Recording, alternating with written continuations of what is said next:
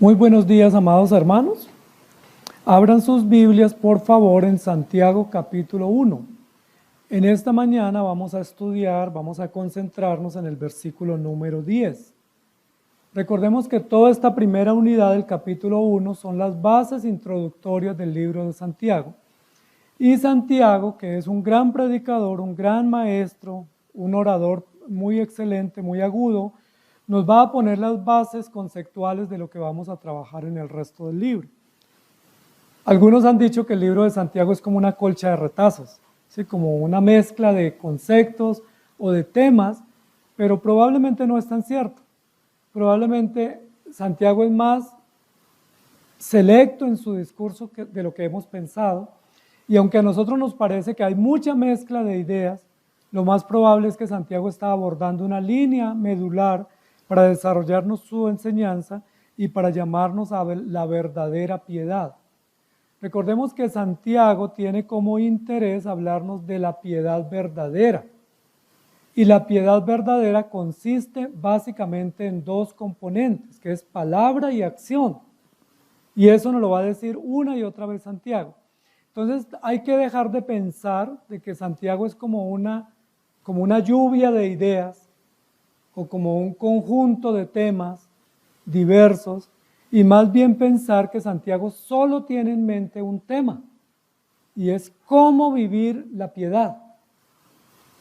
Define qué es la piedad, nos define qué no es la piedad, y luego nos dice cómo se pone en práctica la piedad. ¿Y cuál es la base o el cimiento de la piedad? Pues la piedad tiene dos columnas, que es palabra y acción, o contenido y obras, o fe y obras. Entonces, eso nos va a ayudar para organizar un poco la línea de pensamiento y no pensar de manera pues confusa, como que Santiago le está apuntando a todo, y cuando uno le apunta a todo, pues no logra desarrollar nada. Santiago nos está diciendo, no, hay que vivir la vida cristiana. Y pareciera que está respondiendo a preguntas de la audiencia. Bueno, ¿y cómo se vive la vida cristiana? Bueno, en piedad. Ok, ¿y qué es la piedad?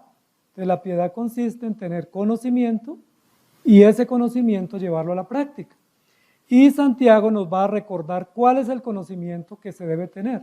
Es el conocimiento que viene de Dios, es el conocimiento sabio de las Escrituras y es el conocimiento de las tres fuentes que nosotros vimos que Santiago retomó para construir su discurso, que tiene que ver con la ley o la Torá, o con los mandamientos de Dios, que tiene que ver con la literatura proverbial o sapiencial, es decir, el estilo de los proverbios, y tiene que ver con el sermón de Jesús en el monte o el sermón de la montaña. Esas tres fuentes fueron las que robustecieron la enseñanza que Santiago nos va a dar. Estamos estudiando Santiago bajo un eslogan: el Evangelio, un culto hecho vida, la gracia de Dios nos llena de obras. El texto de esta mañana dice, pero el que es rico en su humillación, porque él pasará como la flor de la hierba. Y está en perfecta conexión con el texto anterior que dice, el hermano que es de humilde condición, gloríese en su exaltación. Santiago nos va a poner a pensar debidamente en dos estados o en dos condiciones socioeconómicas y cómo nosotros los seres humanos de todas las épocas tendemos a valorar una y a despreciar otra. ¿Sí? Si ponemos en la balanza entre riqueza y pobreza, todos escogemos riqueza. Yo lo voy a escoger, no sé ustedes que son más piadosos, pero si me dicen riqueza o pobreza, yo riqueza. ¿Sí? Salud o enfermedad, salud. ¿Sí? Alegría o tristeza, alegría. ¿Sí? No sé si estamos de acuerdo, pero la encuesta todos vamos por la misma línea, porque esa es la tendencia natural. Aunque nosotros sabemos que la Biblia dice que es mejor estar en la casa del luto, nosotros preferimos la casa de la fiesta. Aunque la Biblia dice que es mejor el día de la muerte que el día del nacimiento, a nosotros nos gusta más el día del nacimiento. Aunque la Biblia dice que es mejor ser pobre que rico, nosotros preferimos la riqueza. Y esa es la tendencia natural, y eso es lo que Santiago nos quiere decir. Probablemente la iglesia en ese primer siglo estaba en la misma realidad nuestra, que entendemos la teoría, pero en nuestra práctica nos desviamos. ¿Sí? que entendemos el principio bíblico y tenemos el conocimiento, pero nos vamos al polo opuesto. Nos vamos al polo que realmente nos trae más consecuencias y más afecciones o afectaciones. Entonces Santiago nos va a ayudar a poner la balanza en el justo lugar y a tomar un partido adecuado de las cosas que se deben elegir. Recordemos, amados hermanos, que desde Génesis se plantean unas categorías de pensamiento que no las podemos olvidar. ¿Sí? Recuerden que la Biblia dice en Génesis 1 que todo lo que Dios hizo fue bueno en gran manera. Y luego en Génesis 2 dice que Dios puso un árbol prohibido, que era el árbol de la ciencia del bien y del mal. Entonces, bien y mal. ¿Sí? No dice que hay un color grisecito o matizadito que no se sabe si es bien o mal. No, la Biblia claramente determina qué es bueno y qué es malo. Y dice que nosotros debemos elegir lo bueno y no lo malo, y que fuimos creados para hacer lo bueno y no lo malo, y que la ley se nos fue dada para guiarnos a lo bueno y no a lo malo. Y como no hemos podido lograr ni por la creación ni por el poder de la ley, entonces Cristo murió para perdonarnos, darnos vida eterna y hacer que nos encaminemos al bien. Pero aún así, encaminados al bien por Cristo, nosotros hacemos el mal que no debemos hacer y el bien que debemos hacer, no lo hacemos.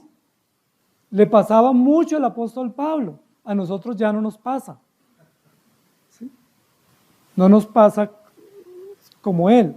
Sin embargo, la Biblia nos va a ayudar a entender eso. Entonces, Santiago está hablando a una audiencia que en primer lugar está dispersa, es decir, afronta una condición de dispersión. Fueron esparcidos por el mundo existente y están afrontando una prueba terrible de que están desarraigados y están dispersos.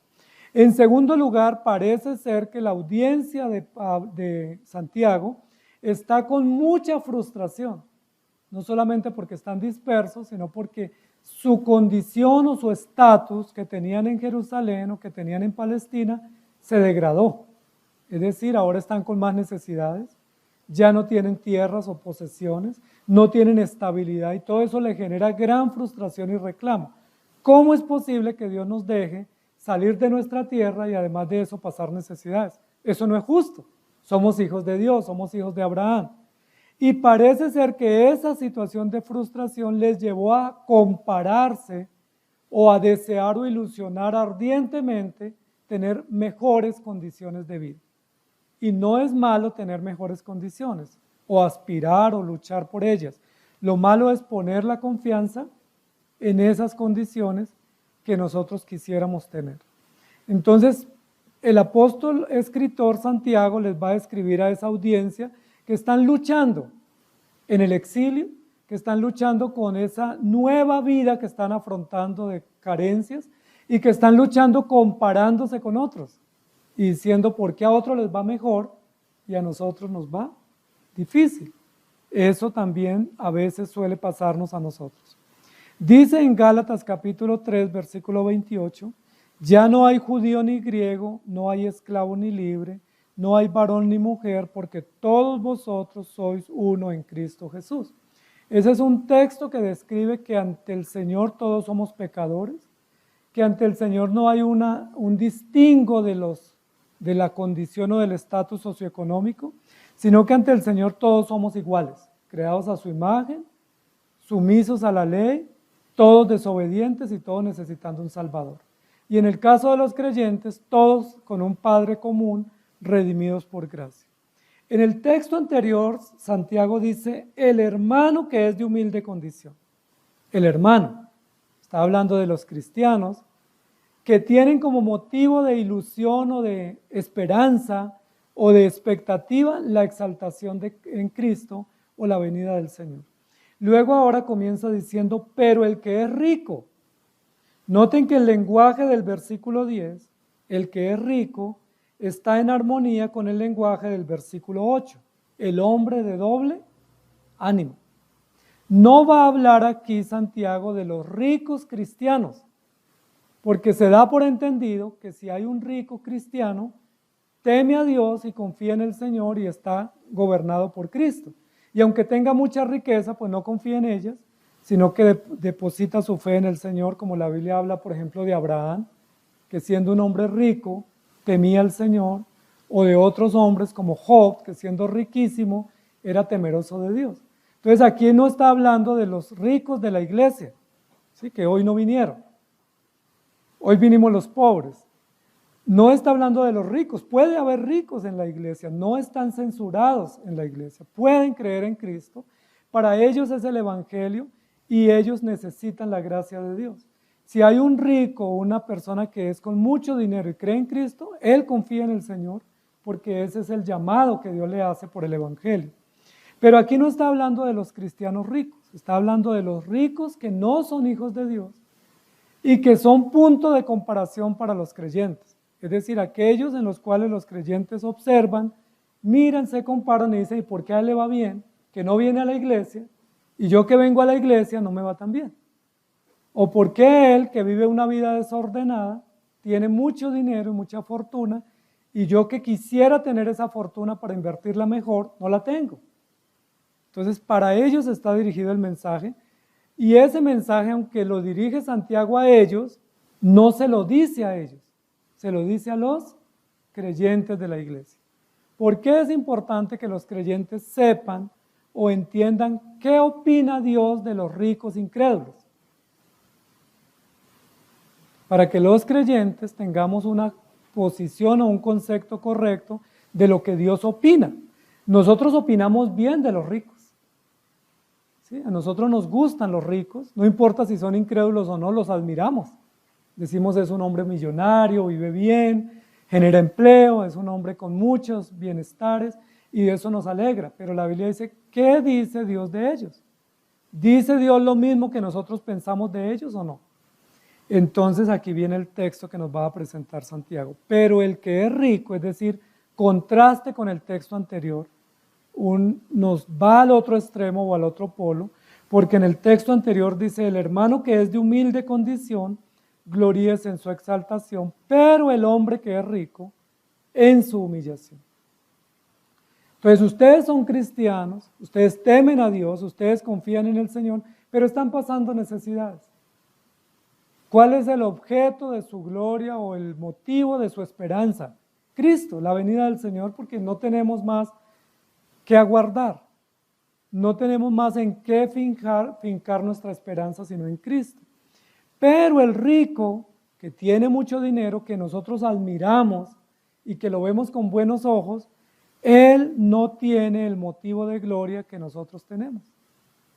Y eso me gusta mucho porque nos va a hablar de algo que nosotros hablamos a veces, que pasan sin pena ni gloria. ¿Sí han escuchado ese concepto? Que muchos pasan sin pena ni gloria por esta vida. Bueno, los ricos pasan sin gloria, los incrédulos, pero sí con penas, porque la Biblia dice que tienen muchos sufrimientos y tienen muchas aflicciones, muchas penas, pero pasan sin gloria. Y eso nos ayuda a nosotros a entender algo muy importante, amados hermanos, y es que todos los seres humanos fuimos creados para tener gloria. Ya tenemos gloria por la creación, porque somos reflejo de la gloria de Dios y fuimos creados a su imagen y semejanza. Ya hay una gloria intrínseca al diseño, que es una gloria connatural por diseño, porque somos reflejo de la gloria de Dios. Donde va un hombre o una mujer en la tierra, da testimonio, evidencia que Dios existe, que Dios es glorioso y que Él es una señal de esa gloria. Pero en segundo lugar, la Biblia dice que la gloria que el hombre recibe en esta tierra es la gloria de vivir para Dios. Es decir, en la medida en que se ajusta a vivir en los mandamientos de Dios, Él es honrado, Él es reconocido, Él tiene honor, tiene una buena reputación y es admirado porque vive para la gloria de Dios. Recordemos que eso dice la primera pregunta de nuestro catecismo. ¿Cuál es el fin principal y más noble del hombre? Es decir, ¿cuál es el fin sublime, noble, grandioso, excelso de la existencia en esta tierra? Es decir, ¿cuál es el fin loable que nosotros tenemos de vivir en esta tierra? Bueno, rendirle gloria a Dios. Porque en la medida que le rendimos gloria a Dios, recibimos bendición y honra de parte de Dios porque somos hijos de Dios obedientes y sumisos a su voluntad. Es decir, en la medida en que ofrecemos lo que Dios demanda, somos honrados. Leíamos hace un rato que los ancianos que hacen bien su tarea son honrados, que los diáconos que hacen bien su tarea son honrados y que aquel que obra de acuerdo a la voluntad de Dios recibe honra.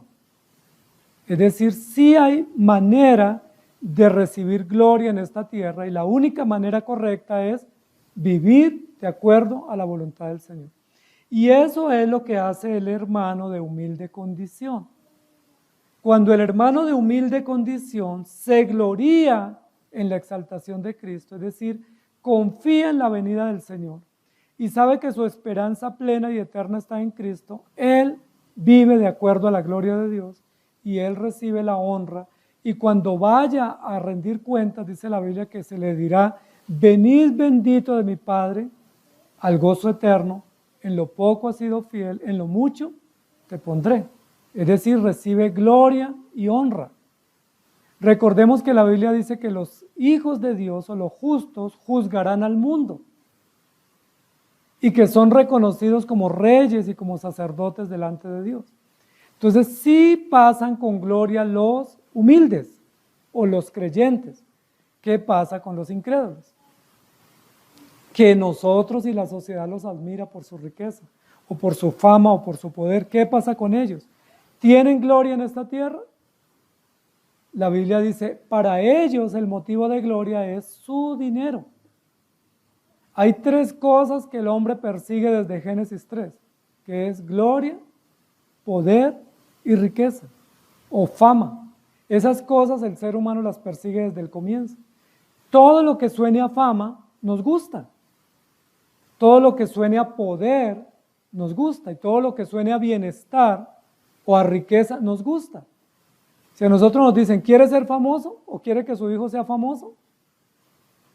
Miren que por eso hay tantos programas de concurso, hay programas de exaltación, por eso los medios audiovisuales o la televisión es tan llamativa porque genera poder, genera fama y eso trae gloria humana y a todos nos gusta. ¿Recuerdan cuál fue una de las tentaciones que Satanás le puso al Señor Jesús? Todo esto te daré si postrado me adorares. Es simple, te puedo dar todo lo que tú quieras, solamente póstrate o ríndete, ¿sí? Doblégate a mí, ¿sí? Ríndeme culto, obedece mis órdenes, sigue mis postulados y te vas a llenar de todos los bienes que tú anhelas.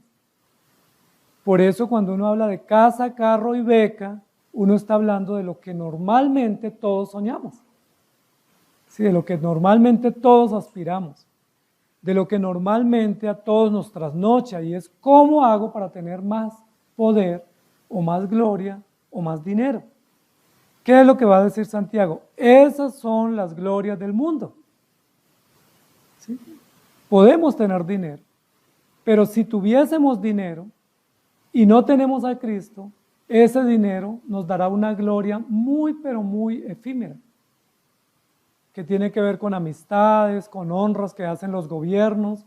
Cuando los gobiernos se reúnen, no se reúnen con los pobres, se reúnen con los poderosos, los empresarios, los magnates, los reyes, los príncipes. Todos los banquetes que ofrecen a diario en los palacios no invitan a los pobres, ¿sí? Si acaso para la limpieza, pero invitan a los ricos, a los poderosos de este mundo. Y la Biblia dice, cuando tú hagas banquete no hagas lo mismo, porque eso hacen los incrédulos. Entonces, amados hermanos, si Satanás le ofreció eso a Jesucristo, significa que lo que el mundo ofrece es lo que Satanás ofrece, que es gloria, poder y fama. ¿Recuerdan las tres tentaciones que le hizo Satanás a Jesús en Mateo capítulo 4? Primero le dice, convierte estas piedras en pan. ¿Qué hubiera sucedido si Jesús hubiera convertido las piedras en pan? El ministerio de Jesús hubiera sido simplemente en función de lo espectacular, lo milagroso, lo mágico, y hubiera perdido la esencia que es transformar vidas y hacerlos hijos de Dios. Y muchos hoy en día promueven una fe basada en lo milagroso, en lo fantástico. Si venga que la gente se levanta de las sillas y suelta las muletas y los muertos resucitan y eso suceden milagros a diestra y siniestra y la gente le gusta eso, que es como un cine, como un show y la gente dice, no, yo quiero ir allá a ver eso. Pero si les dicen, vengan acá y póstrense delante de Dios y arrepiéntanse de sus pecados, ¿quién quiere venir? Porque queremos es cosas extraordinarias, por eso los estadios están llenos, los coliseos, los teatros, los centros comerciales, los centros de entretenimiento, porque hay cosas novedosas, mágicas, de colores, de luces, y esa es la gloria del mundo. ¿Qué otra cosa le ofreció Satanás a Jesús? Lánzate de la torre o del pináculo del templo y los ángeles vendrán y te reciben y todo el mundo que dirá, wow, no murió, sobrevivió, ¿sí? Un superman, un superhombre, lleno de poderes, atractivos, atrayentes y hubiese sido un show. Jesús lo hubiera podido hacer, todo lo que Satanás le planteó, Jesús lo hubiera podido hacer porque Él es soberano, pero no podía caer en la trampa de Satanás. Y la otra tentación es, póstrate delante de mí y te voy a dar todo lo que tú me pides. Amados hermanos, la gloria de este mundo, sea para ricos o sea para pobres, es una gloria muy, pero muy efímera. Sí trae gloria tener dinero, o tener fama, o tener poder, pero es una gloria muy pasajera, que no dura absolutamente nada. Incluso la Biblia dice que algunos ricos tienen riqueza y cuando la quieren disfrutar no pueden. Y hemos sabido de grandes hombres ricos que han terminado con enfermedades terminales y no han logrado con todo su dinero vencer su enfermedad. O con todo el dinero pagar para que su enfermedad no avance. Entonces, amados hermanos, es importante tener en cuenta eso. Lucas capítulo 12, versículo 15 dice, y les dijo, mirad y guardaos de toda avaricia, porque la vida del hombre no consiste en la abundancia de los bienes que posee.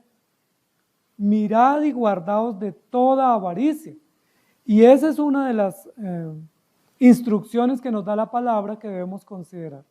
Porque con frecuencia cuando estamos pensando en mayores o mejores condiciones de vida, nuestro corazón está cargado de avaricia.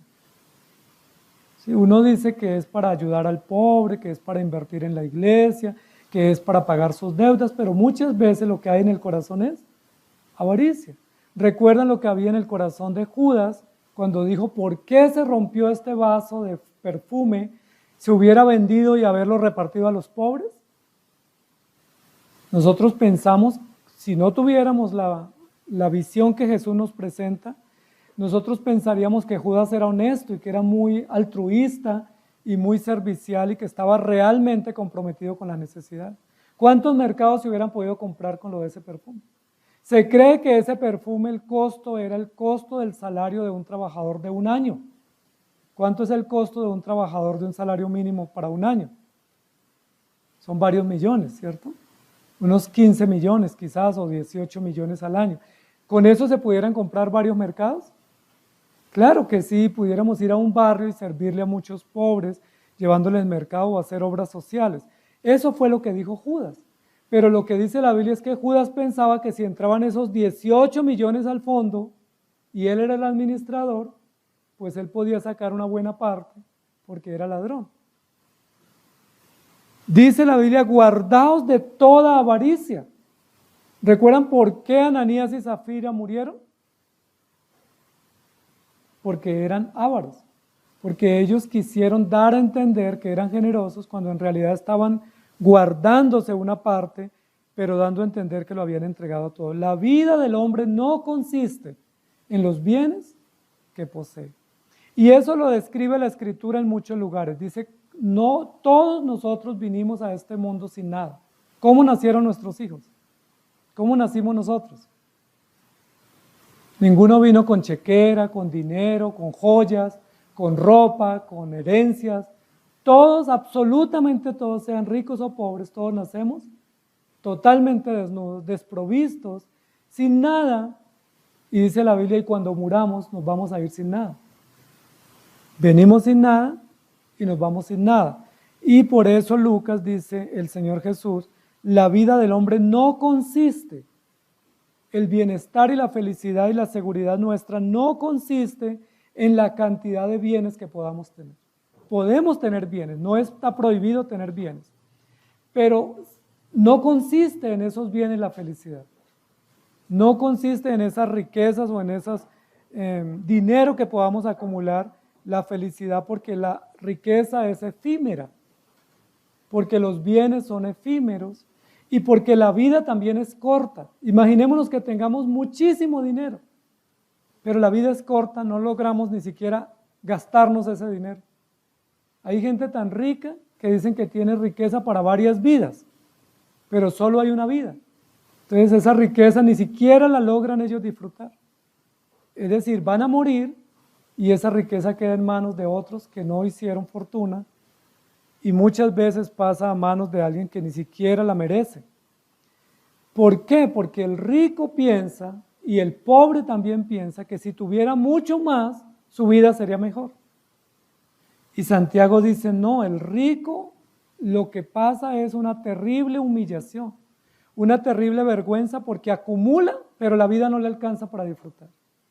La vida no le alcanza para lograr todo lo que él quiere y eso es muy frustrante. ¿No se dan cuenta que los grandes grupos económicos andan comprando empresas en todos los países? Y compran y compran y compran y pierden en cuenta su riqueza, pero la vida es tan pequeña, tan corta, que no logran disfrutar. Eso es lo que nos está diciendo aquí Santiago. Y luego nos va a decir también que además de que la vida es corta y que no la van a poder disfrutar su riqueza, además de eso, van acercándose al juicio de Dios. Y esa es otra de las características que Santiago nos va a plantear para hablar de lo falso que son las riquezas y lo trágico que es poner la confianza en ellas. Pero el que es rico en su humillación. ¿Por qué Santiago habla de humildad y humillación? Porque pareciera que para el pobre es humillante ser pobre y frustrante ser pobre, pero Santiago dice, no importa si el pobre es pobre, lo importante es que tenga a Cristo. Porque si él tiene a Cristo, aunque enfrente humillación en esta tierra por su pobreza, él realmente está siendo forjado en humildad. Y si él es humilde, va a heredar la vida eterna porque tiene una exaltación asegurada que es en Cristo Jesús. Pero el rico que no dobla su cabeza porque él es arrogante, porque tiene poder, porque tiene riqueza, porque él se cree con el derecho de dar condiciones a los demás, él está siendo humillado. Primero, porque la vida es corta. Segundo, porque las circunstancias de la vida no las puede cambiar con su riqueza. ¿Sí? Hay personas tan ricas que no logran ser felices. Otros que no logran enfrentar o detener sus enfermedades trágicas. Otros que no logran evitar el fracaso. Y uno dice, con ese dinero, ¿por qué no lo pudieron hacer? Porque el dinero no sirve para eso. El dinero es muy corto en su utilidad, que no sirve para darnos felicidad, esperanza, perdón, seguridad, alargar la vida, darnos paz. No sirve el dinero, no importa cuánto tengamos, no nos va a servir. Y eso es supremamente humillante para el rico. Por eso dice, el rico en su humillación. Y es un contraste, el pobre en su exaltación que es Cristo y el rico en su humillación. Y ahí pone el equilibrio Santiago porque está diciendo, el pobre se siente inferior y cuando mira al rico piensa que el rico es superior. Y Santiago dice es todo lo contrario. Si usted está en Cristo, usted es superior porque está rumbo a la patria celestial, se encamina a la exaltación gloriosa de los hijos de Dios y el que usted ve arriba, él no está arriba. Él está cada vez viviendo de forma más degradada porque él está en camino a su humillación, no solamente temporal y final, sino a su humillación eterna. Y eso es importante que nosotros lo tengamos en cuenta. Y para ese ejemplo nos sirve la parábola del rico y Lázaro. ¿Recuerdan? ¿Recuerdan qué hacía el rico? Vivía con esplendidez, hacía banquetes todos los días, vivía en bacanales, en fiestas, y despreciaba al pobre Lázaro que se hacía a la puerta de su palacio. Lo humillaba, lo menospreciaba y no lo tenía en cuenta, lo consideraba como basura, porque él era rico y tenía poder. Pero la Biblia dice que cuando murieron los dos, ¿sí? Y los dos fueron al juicio, ¿recuerdan cómo le fue en ese paso por el juicio? Los dos murieron. El que estaba arriba en su riqueza y el que estaba abajo en su pobreza murieron. Y ahí estaban en la misma condición, los dos muertos y los dos rindiendo cuentas. ¿Se acuerdan las dos cosas que son comunes a todos los seres humanos? La muerte y el juicio. Ahí se encontraron, en el mismo lugar. Y fueron al juicio. ¿Y qué le dice el Señor a Lázaro? Vas al seno de Abraham, ¿cierto? ¿Y qué le dice el Señor al rico? Vas al tormento, vas al juicio, vas a la condenación. Amados hermanos, ¿para qué le sirvió la riqueza a este rico? Para nada, ¿cierto? Invirtió su tiempo en ellas, pero no tuvo ningún resultado. Miremos algunos textos para ir comprendiendo lo que nos está diciendo aquí Santiago. El hombre que es rico no tiene exaltación. Él solo le espera humillación. Y uno dice, yo no me había puesto a pensar que la gloria que él disfruta no le sirve para evitar la humillación que le espera. El dinero que tiene no le permite comprar un seguro o sobornar a Dios para poder decir, bueno, como tengo tanto dinero, pago para no pasar por el juicio, o pago para que me borren el expediente, o para que me lo cambien, o para postergar el juicio y alargar la vida. El dinero que él tiene no le sirve para eso. Por eso él está en serias consecuencias. Isaías 40, 6 y 7 dice, vos que decías da voces, y yo respondí, ¿qué tengo que decir a voces? Que toda carne es hierba y toda la gloria como flor del campo. La hierba se seca y la flor se marchita, porque el viento de Jehová sopló en ella, ciertamente como hierba es el pueblo. Nos va a poner un ejemplo hermosísimo el profeta Isaías diciendo que el hombre tiene gloria, pero la gloria del hombre es como la gloria de una flor. Las flores son hermosas, ¿sí? Las flores son atractivas, tienen aroma, tienen color y tienen una belleza que todos queremos tener jardines en la casa, ¿sí? O tener flores en la casa. O cuando va uno al campo y ve esos jardines, uno queda maravillado de la cantidad de flores, de colores, variedades y la belleza que las flores representan. Posiblemente en un paisaje, en el campo, no hay nada más bello que las flores. ¿Sí? Más que las plantas, más que los frutos, más que el ambiente general del ecosistema, las flores representan gran belleza. La Biblia compara la gloria de Salomón con los lirios del campo. Y recuerden que Jesucristo es considerado el lirio de los valles, es decir, la flor más hermosa. Las flores son espectacularmente hermosas, pero una característica aunada a la belleza de las flores que tienen es que se marchitan muy rápido. ¿Sí? Las flores no duran mucho. Las pocas flores que duran mucho son flores un poco más selváticas, pero las flores comunes de los jardines no duran mucho. Sí, hay flores que duran una semana, unos días, otras duran un mes quizás. Pero imagínense uno cuidar un jardín o una planta para que dé una flor hermosa, cuida la planta 2 o 3 años y da una flor que le dura una semana. Entonces uno diría tanto cuidado para esa planta para que esa flor se marchite tan rápido. Dice la Biblia que la gloria de la vida humana o la gloria del hombre o la gloria temporal es como la gloria de una flor. Y ese ejemplo es muy bonito, es decir, la vida es bella, es hermosa, es atractiva, es llamativa, pero es muy efímera. La juventud es muy bella. Cuando fuimos niños disfrutamos esa etapa y pensamos que la niñez nunca se terminaría, porque era tan agradable la niñez, pero cuando nos dimos cuenta ya se había ido la niñez. Luego vino la juventud. ¿Qué pensamos en la juventud? Que iba a durar por siempre y que no íbamos a envejecer. Pero rápidamente esa etapa pasó y nunca va a regresar. Y nos estamos marchitando todos los días. Esa es una muy mala noticia para los que queremos el secreto de la eterna juventud, que nos estamos marchitando.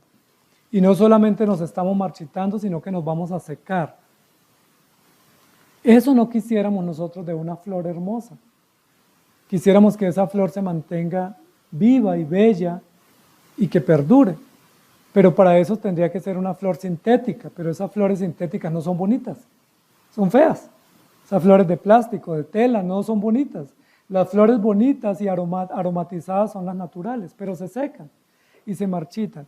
Y aquí está diciendo el profeta Isaías, respondiéndole a Dios. Dios le dice, vaya y predique a voces, grite y anuncie esto.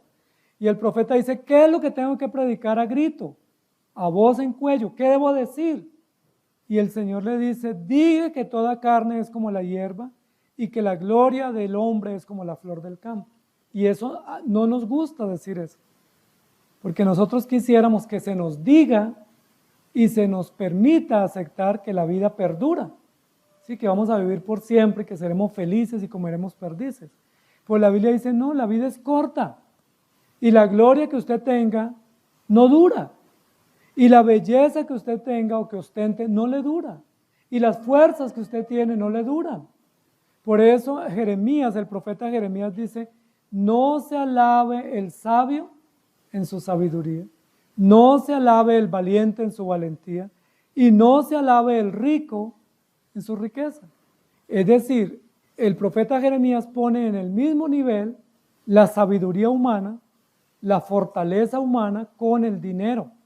Y dice, ninguno sirve, porque las fuerzas que uno tenía ya ahora no tiene, y el conocimiento que tenía ya se le olvida, y la riqueza que uno tiene no le sirve para gestionar los grandes episodios de la vida.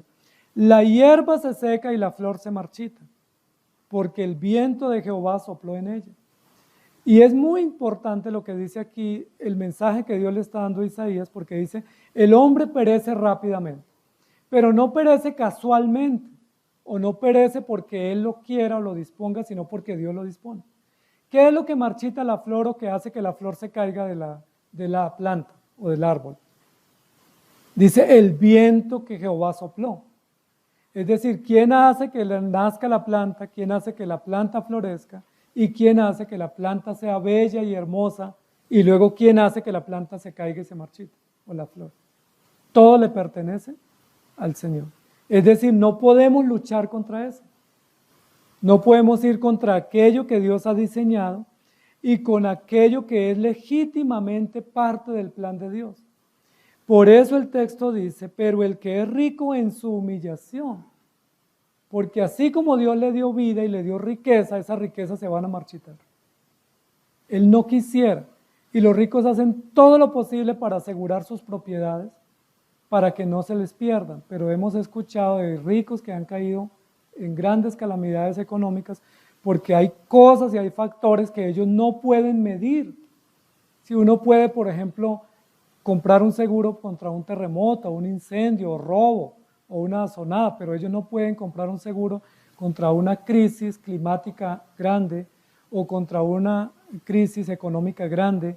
Simplemente hay consecuencias. ¿Quién tenía un seguro contra el COVID para evitar que sus riquezas no se perdieran? O sea, nadie tenía un seguro contra el COVID. Y muchos ricos y muchas empresas se cerraron porque no pudieron ellos advertir que venía una amenaza. Eclesiastés capítulo 5, versículo 15 dice, como salió del vientre de su madre, desnudo así vuelve, yéndose tal como vino, y nada tiene de su trabajo para llevar en su mano. ¿Quién lo está diciendo? Primero, Dios se lo dio para decir a través del profeta Isaías, y ahora en este texto lo está diciendo el rey Salomón. El rey Salomón está diciéndonos en Eclesiastés, como salimos del vientre, así volveremos a la tumba. Sin nada. Sin nada. Como salimos, volvemos, yéndose tal como vino. Por eso es infructuoso enfocarnos en las riquezas, porque vamos a volver a irnos tal como venimos. Y me dice, ¿y entonces para qué trabajo tanto? ¿Sí? ¿Para qué me sacrifico tanto? ¿Para qué ambiciono tanto? ¿Para qué me Me abstengo tanto. ¿Sí? ¿Para qué? Porque es que aquí dice, y es un desenlace fatal, como vino así se va, sin nada.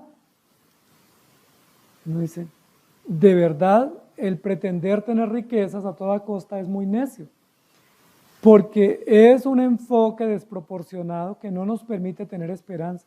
Y termina ese texto el rey Salomón diciendo, y nada tiene de su trabajo para llevar en su mano. Nada tiene.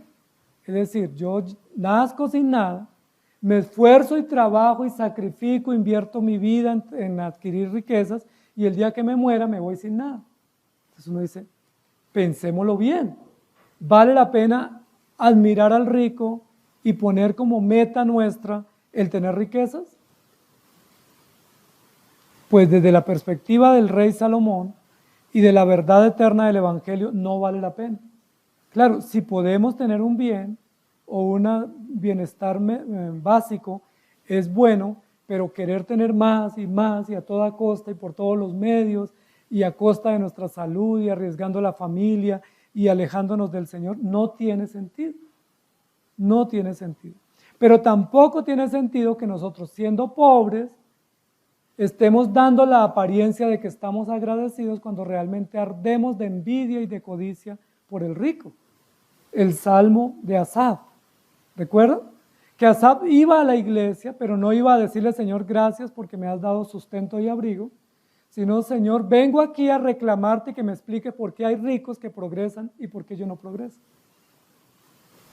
Puede pasar que a veces nosotros como cristianos demos la apariencia de que estamos cómodos y agradecidos con lo que tenemos, pero en el fondo de nuestro corazón estamos que no podemos, de celos, de molestia, de ardor, de frustración porque vemos que otros progresan.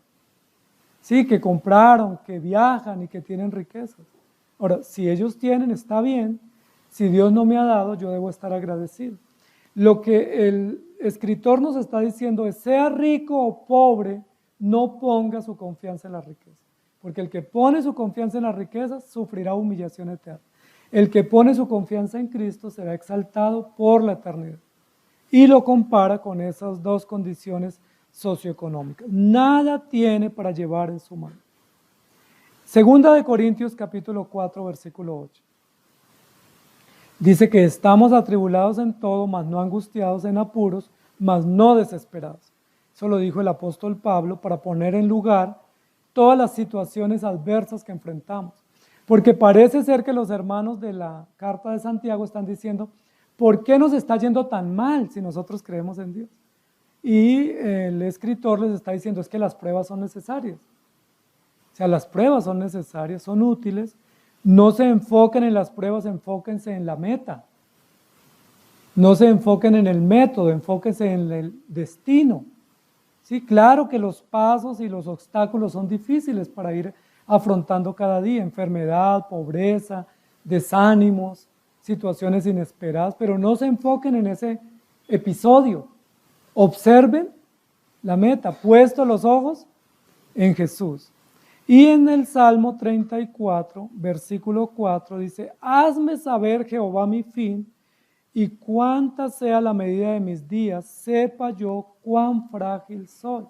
Miren qué oración tan inteligente que hace el salmista. El salmista David le está haciendo una petición a Dios.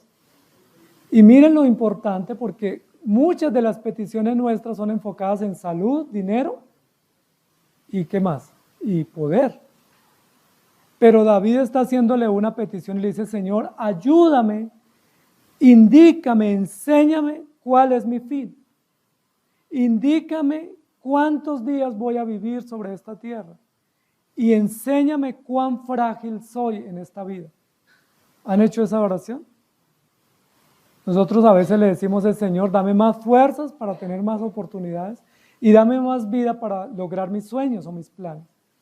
Pero poco le decimos, Señor, recuérdame cada día que yo soy frágil y que yo necesito de ti, que no soy tan fuerte, ni tan valiente, ni tan poderoso como yo quisiera o como yo pienso que soy. Que cada día estoy perdiendo fuerzas y estoy agotando un día más de vida de tal manera que me están quedando cada vez menos días. ayúdame a entender que mañana tendré un día menos, no un día más, y que esos días que me quedan los tengo que aprovechar, sean pocos o muchos. ¿Qué tal que el Señor te dijera, bueno, te quedan tantos días? ¿Qué harías tú? El rey David dice, Señor, ayúdame a entender cuál es la medida de mis días. Es decir, toda esa riqueza que yo aspiro a tener o que tengo, la lograré disfrutar si mi vida son 70 u 80 años. Todos esos sueños inacabados que tengo, infinitos que tengo, ¿vale la pena enfocarme para lograrlos si la vida es tan corta y tan efímera? ¿Sí? Yo tengo sueños de comerme el mundo, dicen los jóvenes, ¿no? Quiero tragarme el mundo. Bueno, ¿será que lo va a lograr si la vida es tan corta? ¿Será que vale la pena enfocarse en ese afán desmedido si los días nuestros están contados? ¿No es mejor decirle, Señor, ayúdame y recuérdame todos los días que se me están reduciendo los días en esta tierra y que me ayude a ser sabio? En otro salmo, el rey dijo, dame sabiduría para vivir los días que me quedan. Y aquí le está diciendo, Señor, recuérdame que mis días están contados y recuérdame que yo soy frágil. Es una postura totalmente distinta al incrédulo. El incrédulo es yo soy invencible.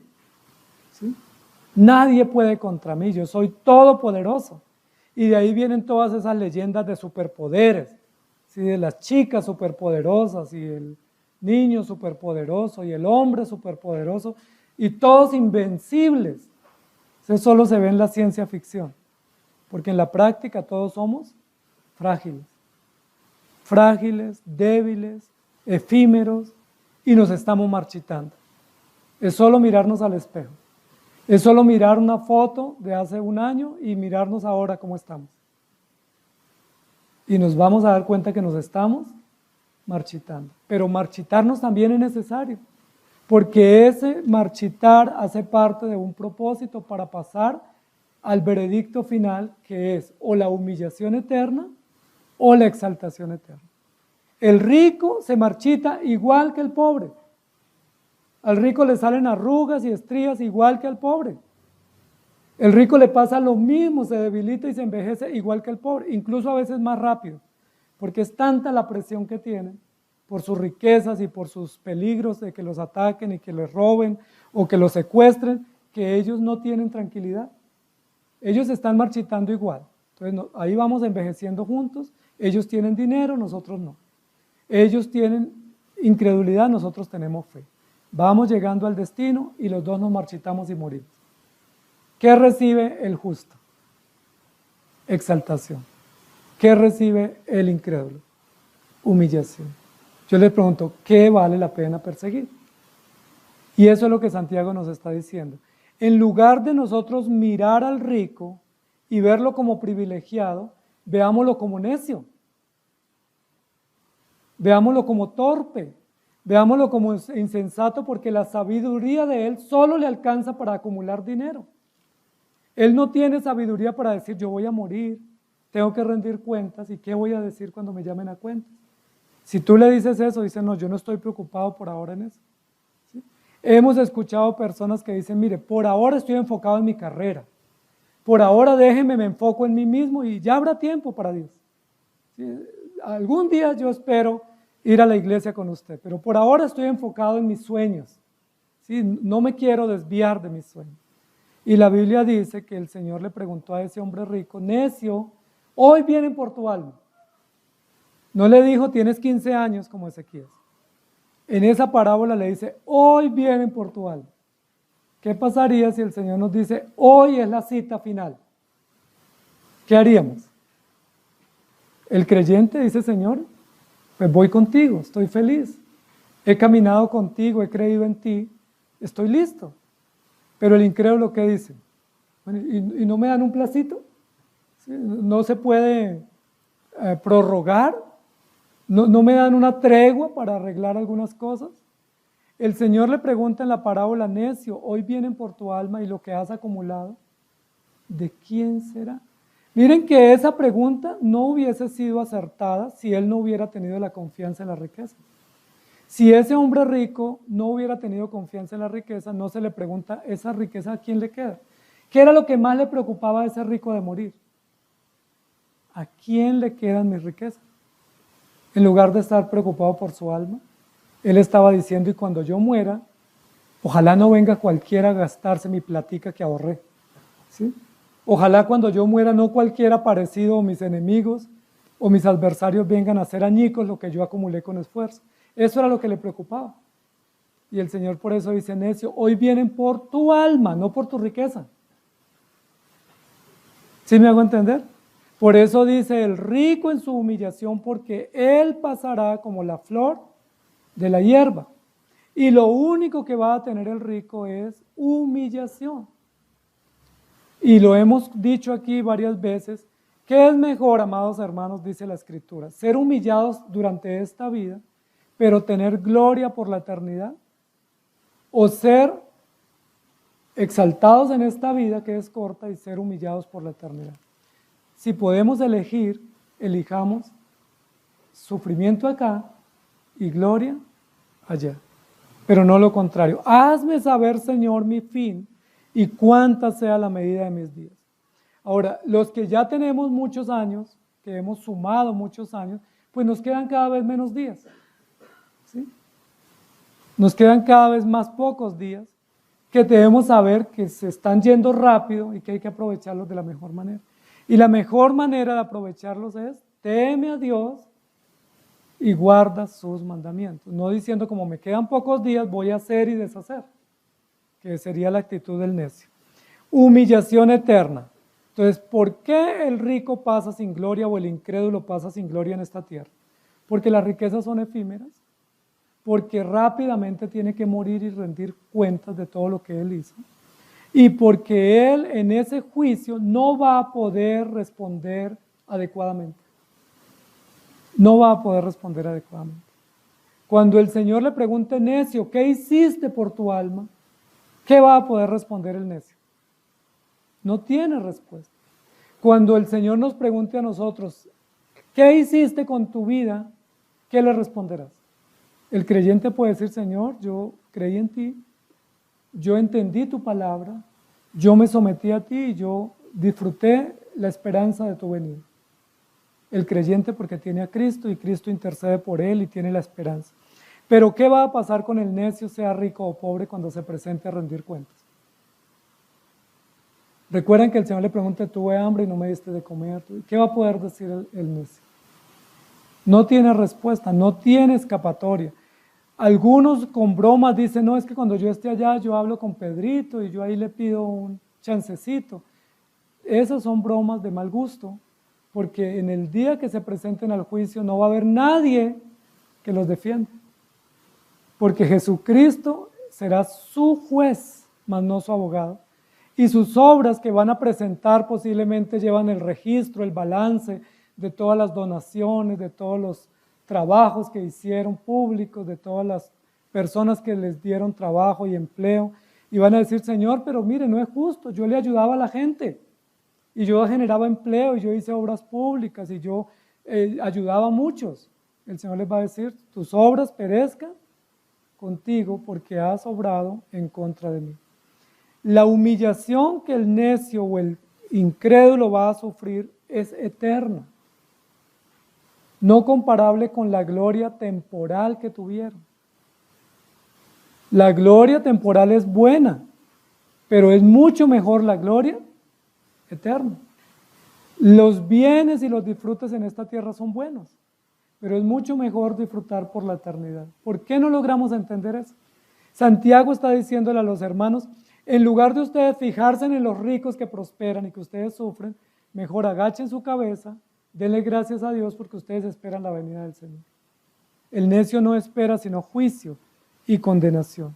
Y como él espera juicio y condenación, pero no lo quiere, su humillación será alarmante y trágica. Y no hay manera de mitigar ese sufrimiento. Hay muchos que dicen que el tormento se va menguando, que rápidamente se acaba, que el tormento no es eterno, pero la Biblia dice que sí. Si la gloria es eterna, el juicio también es eterno, Y si los creyentes morarán con Cristo por siempre, los incrédulos estarán separados de Cristo por la eternidad. Eso es importante entenderlo, amados hermanos. Y es importante entenderlo en todo lo que nosotros hacemos, porque a veces podemos pensar que creemos en Cristo y confiamos en Él, pero en nuestra vida diaria estamos enfocados en nuestros proyectos. ¿Recuerdan que yo les dije al comienzo cuáles son los dos componentes de la piedad? Palabra y acción, o conocimiento y obras, ¿sí? O fe y obras. El conocimiento es la verdad, la doctrina, la enseñanza. ¿Ustedes saben que van a morir y tienen que rendir cuentas? Claro que sí. ¿Ustedes saben que si están en Cristo van con el Señor? Claro que sí. ¿Ustedes saben que Cristo murió para perdonar sus pecados? Claro que sí. Ese es el conocimiento, lo tenemos claro, la creencia. La pregunta es si las obras armonizan con la creencia, y ahí tenemos que reaccionar. Porque en la carta que Santiago está escribiendo, los hermanos que reciben la carta no estaban en armonía su conocimiento con sus obras. Dice que se miraban en el espejo, y recuerda qué más dice, y luego se les olvidaba cómo estaban, que eran oidores olvidadizos, mas no hacedores. Es decir, el conocimiento estaba bien, no hay censura por el conocimiento. La censura es porque las obras que acompañan el conocimiento estaban disociadas de ese conocimiento. Entonces, amados hermanos, ese es el llamado para nosotros. Aquí no hay ricos, así que no nos preocupemos, porque el mensaje no es aquí para cristianos ricos, pero sí hay cristianos acá, posiblemente todos nosotros, que nuestra fe no está respaldada por las obras, o que en algunos aspectos de la fe no la acompañamos con las obras adecuadas para dar testimonio de lo que creemos. Es decir, decimos que confiamos en el Señor, pero estamos confiando más en nuestras fuerzas. Decimos que esperamos en Cristo, pero esperamos más otras cosas que el Señor. Y ahí sí es el enfoque nuestro, y es lo que Santiago está diciendo para los creyentes. Mientras los incrédulos pasan sin gloria, la pregunta es, ¿a nosotros qué nos espera? Los incrédulos nunca tendrán gloria, porque lo que tienen aquí son placeres y bienes temporales, mas no gloria. Porque la verdadera gloria para la cual Dios nos diseñó en esta vida es, teme a Dios y guarda sus mandamientos. Si haces esto, recibes gloria aquí, y recibes perdón acá, y recibes honra porque eres un hijo de Dios. Y cuando mueras, recuerda el veredicto, ¿cierto? Bienvenido, buen siervo y fiel. Pero el incrédulo piensa que tiene gloria con su dinero y no lo tiene. Tiene placer y comodidad, tiene lujos y bienestar, mas no gloria, porque él es un incrédulo, un necio. Y él, como no vive glorioso, sino una vida humillante, cuando muera, recibirá un veredicto de humillación eterna. La pregunta es, ¿esperan ustedes en la gloria del Señor? Si es gloria del Señor, no es la gloria humana. Es decir, no tiene que ver con dinero, con bienes o con posición social, porque la gloria nuestra es creer en Cristo y guardar sus mandamientos. Que el Señor nos ayude, amados hermanos. Señor, gracias te damos por tu palabra, por recordarnos hoy una vez más que no debemos guardar la ilusión, que no es ilusión sino avaricia o codicia material, de querer llenarnos de bienes cuando realmente tú no nos los has dado, y cuando muchas veces esos bienes nos hacen daño y no bien. Ya nos has dado la fe, y la fe es suficiente. Es el tesoro eterno, es el regalo, es la riqueza que perdura. Es la riqueza que nos sirve para vivir en la eternidad. Es la moneda con la cual transamos la vida eterna. Es la moneda con la cual tenemos esperanza, vida, perdón, justicia y todo lo que no nos da el dinero material. El dinero de este mundo es corrupto, porque solo nos sirve para bienes temporales, para comprar casas o paseos o coches, pero no nos sirve para más. Pero el bien que tú nos has dado, que es el tesoro de la fe, que es el tesoro y la riqueza incomparable de la multiforme gracia tuya, no solamente nos da paz, bienestar y seguridad aquí, sino que nos alista para morar contigo por la eternidad. Muchas gracias, Señor. Gracias porque tenemos la certeza de que estás con nosotros.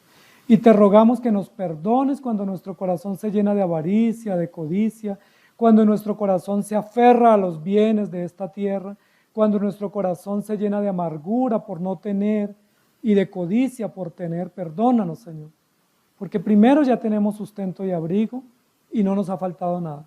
Nacimos sin nada y ya tenemos algo, eso es ganancia. Y cuando nos muramos no llevaremos nada. Y también porque estamos contigo y tenemos la riqueza mayor, el bien mayor, el tesoro eterno, el tesoro que solamente tus hijos pueden tener, que nadie más puede tener. Y un tesoro que no solamente tenemos por gracia, sino que nunca se perderá, está asegurado, está plenamente garantizado su disfrute por la eternidad, porque Cristo lo aseguró en la cruz. Muchas gracias te damos, Señor. Bendito es tu nombre por siempre. Amén. Que el Señor les bendiga, queridos hermanos.